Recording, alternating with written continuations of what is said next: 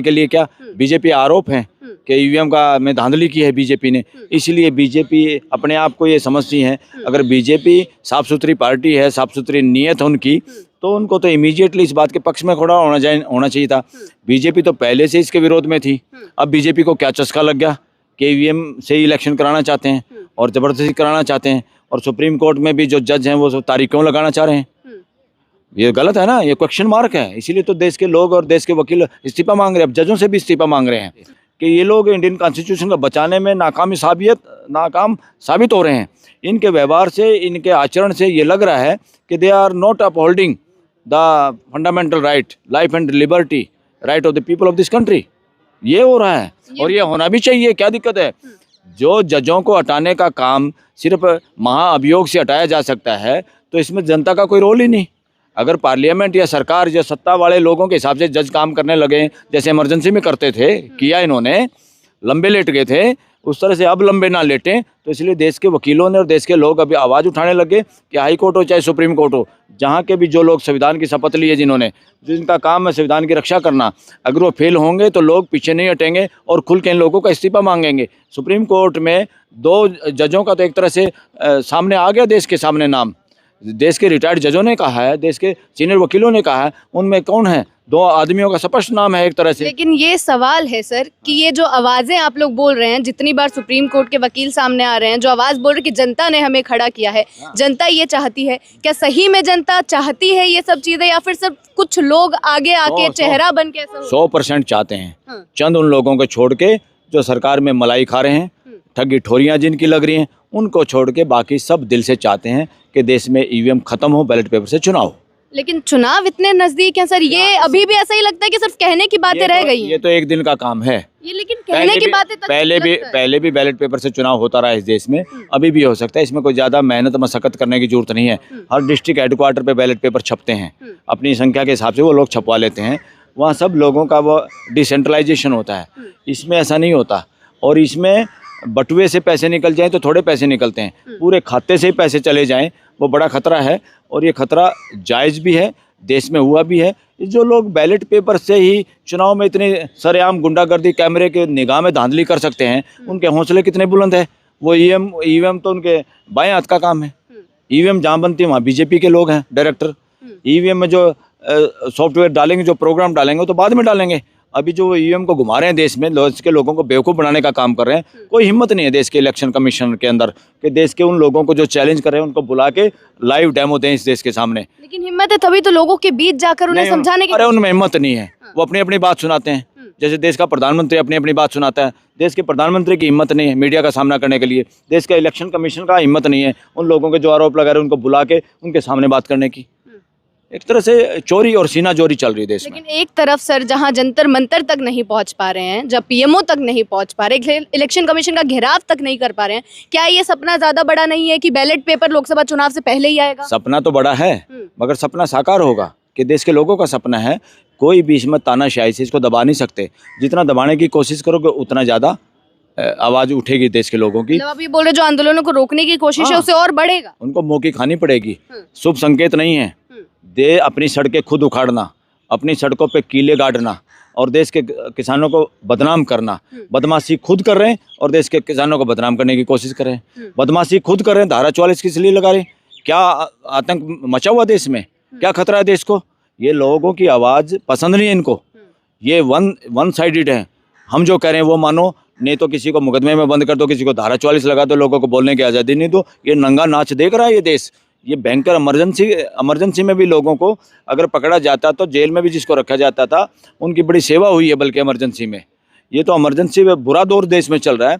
इस दौर में देश के लोग नहीं जागे, अपने निजी स्वार्थ अगर नहीं त्यागे तो देश की दयनीय स्थिति होगी। आने वाली पीढ़ियां गालियां देंगी आज के समाज को, जो आज लोग बैठे हुए हैं, जो अपने चंद जाति के चक्कर में या संप्रदाय के चक्कर में जो अपने आप को इस जाल में से नहीं निकाल पाएंगे। अब देखिए ना, मन की बातें करते हैं, कभी प्राइम मिनिस्टर फेस कर पाए हैं देश के मीडिया को? ये शुभ संकेत नहीं है देश के लिए। देश के लोग, किसान मारे जा रहे हैं, एक स्टेट की पुलिस जाके दूसरे स्टेट में गोली मार रही है, लोगों को बोरी में भर के उनकी टांगें तोड़ रही हैं। ये पुलिस का काम है क्या? ये अंग्रेजों ने भी नहीं किया ऐसा तो। ये अपने देश की पुलिस अपने देश के लोगों को मारने के लिए है क्या? बोल रहे हैं दिल्ली को जान बचाने के ऐसे लिए। बंधक नहीं बनाया जा सकता है दिल्ली को। दिल्ली को कौन बंधक बना रहा है? दिल्ली को तो बंधक इन्होंने बनाया हुआ है जो अपने एमपीओ की भी बात नहीं सुनते। जहाँ पे एक माला इतनी बड़ी होने के बावजूद भी इस देश का रक्षा मंत्री और इस देश के किसी पार्टी का अध्यक्ष उसमें सिर घुसा के मुंडी बाहर निकालनी पड़ती है। ये यहाँ दिल्ली पे तो कब्जा है। दिल्ली तो ये सारी की सारी, इवन मैं तो ये कह रहा हूँ सबसे ज्यादा तो बंदूक और गोली का पहरा इस पे है, बीजेपी पे, बीजेपी के लोगों पे है। क्या कहना चाह रहे हैं आप? मंत्रियों पे है। हाँ। बोल ही नहीं पा रहे, बंधक हैं सारे। इतने तो इमरजेंसी के भी, इंदिरा गांधी के वक्त में भी इसके मंत्री इतने बंधक नहीं बने जितने आज बीजेपी के मंत्री बंधक है। इनकी कोई औकात नहीं है, कोई जात नहीं है, इनको कोई पूछता तक नहीं। इनका तमाशा देखो ना, बीजेपी के की इतना पूरे देश में जिस तरीके से चीजें चल रही है, मोदी जी जिस तरीके से भाषण दे रहे अरे हैं, नारा देते हुए हर जगह से दिखाई दे रहा है 400 पार, तो बेटा, इतना ही विश्वास आप बोल रहे हैं। इलेक्टोरल बॉन्ड में भी लंबी तारीख दे दी। सुप्रीम कोर्ट ने कहना था इमीडिएट लगाओ, किस किस से पैसा लिया और कैसे पैसा लिया। अभी तक तो इस देश के सामने हाहाकार मच जाता। जिन कंपनियों के खिलाफ आप एक्शन ले रहे हैं, जिनको आप भ्रष्टाचारी बता रहे हैं और उनका भ्रष्टाचार खत्म हो जाता है और आप 350 करोड़ रुपए उनसे ले लेते हो एक नंबर में अपने इलेक्टोरल बॉन्ड में। अरे देश में 400-500 करोड़ से ज़्यादा खर्चा नहीं आता। एमपीओ का जितना है 90 लाख रुपए खर्च करने का है। 550 जितने भी सीट हैं अगर गुना करें 90 लाख से कितने रुपए का खर्चा होता है? उससे तो कई गुना इकट्ठा कर लिया बीजेपी ने। किस लिए किया भाई इतना चंदा? ये चंदा चोरी करने की क्या जरूरत है? ये चंदा, और क्या कानून बनाया कि देश को पता नहीं चलना चाहिए। इससे बड़े चोर कौन होंगे? ये तो सर्वविदित जस्टिफाइड विद एविडेंस चोर हैं और इनको चोरी की सजा मिलनी चाहिए इस बात की, और देश को सजा देनी चाहिए। अभी हम सुप्रीम कोर्ट में खड़े हैं सर, आप भी एक वरिष्ठ एडवोकेट हैं। ये जो चीज़ें अभी हो रही हैं, सारी चीज़ें जो भी आप पिछले महीने की आपने चीज़ें देखी, एक भी आंदोलन जंतर मंतर पर अभी अलाउड नहीं है। हाँ, ये देश के लिए शुभ संकेत नहीं है। हाँ। ये देश पूरा डिक्टेटर हिटलर शाही और जार शाही की तरफ बढ़ रहा है। हिटलर और जार के लोगों ने, देशों ने कैसे अनुभव किया है वो समय, ये इंडिया में ऐसा रिपीट नहीं होना चाहिए था। लोगों को समझदार जागरूक होने की जरूरत है आज भी वो अगर अंधविश्वास के चक्कर में अंधभगत बन के किसी गलत चीज़ों को इस तरह से मनोबल बढ़ाएंगे, समर्थन करेंगे, तो अपने पैरों पे खुद कुल्हाड़ी मारने के समान है। लेकिन क्या रुक जाएंगी लड़ाइयाँ इससे? क्या आंदोलन फिर अगर ऐसे रोक देगा आगे नहीं होंगे? नहीं रुकेंगे आंदोलन, इससे नहीं रुकेंगे, बढ़ेंगे ज़्यादा आंदोलन बढ़ेंगे। किसान इसी देश के हैं। किसानों की ये जो दुर्गति और इस तरह की जो बेइज्जती करने की कोशिश हो रही है तानाशाही से, इससे शुभ संकेत नहीं है देश के लिए। बेरोजगार कहीं पे पेपर लीक का आंदोलन चलाते हैं तो लाठीचार्ज होता है, ये शुभ संकेत नहीं है देश के लिए। देश का प्राइम मिनिस्टर एक भी प्रेस कॉन्फ्रेंस का सामना नहीं कर पाई, ये देश के लिए शुभ संकेत नहीं है। देश का प्राइम मिनिस्टर देश के मीडिया और देश के लोगों को मिलने की बजाय, किसानों को अपने पास बुला के चाय पिलाने की बजाय समुद्र में लाल पीले कपड़े पहन के डुबके मारता घूम रहा है और ड्रामेबाजी हो रही है कि वहाँ पे चांद वो क्या मोर पंखी, ये मोर के तैसी हैं क्या? मोर के तैसी तो देश के किसान हैं जिनके खेतों में मोर खाते भी हैं और नुकसान पहुँचाते, उसके बावजूद भी वो मोर का सम्मान करते हैं। ये मोर का पंख लेके समुद्र में गाड़ने का जो ड्रामा किया है, ये देश के लिए उचित नहीं है, शुभ संकेत नहीं है देश के लिए। वो अच्छा इंसान हो, अपना आचरण, उनका आचरण। मणिपुर में बहन बेटियों की इज्जत लूटी जाती है, इस देश का प्राइम मिनिस्टर चुप रहता है, ये शुभ संकेत नहीं है देश के लिए।